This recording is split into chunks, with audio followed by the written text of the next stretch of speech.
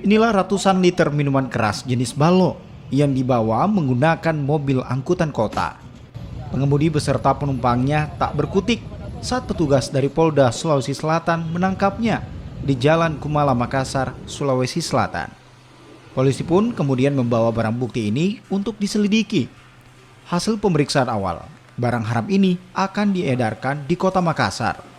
Sementara pengemudi dan penumpang angkutan umum RP dan S kini menjalani pemeriksaan insentif. Kasus penangkapan ratusan liter miras tradisional ini terungkap setelah adanya laporan dari masyarakat.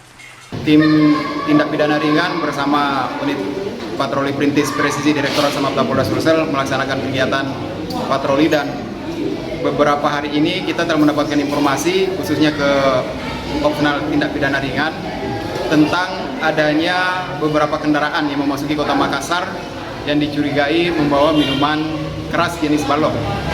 Dan ternyata betul pada saat anggota opsional melakukan pemantauan di Jalan Kumala, ternyata melintas satu rembang 4 mobil angkot PT-PT berwarna merah, dan setelah dilakukan pemeriksaan ternyata ditemukan kurang lebih 20 karung yang berisikan minuman jenis balok sekitar 500 botol.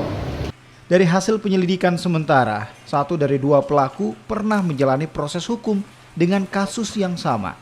Keduanya kini ditahan di Direktorat Samapta Polda Sulawesi Selatan. Arif Tirtana, Kompas TV Makassar, Sulawesi Selatan.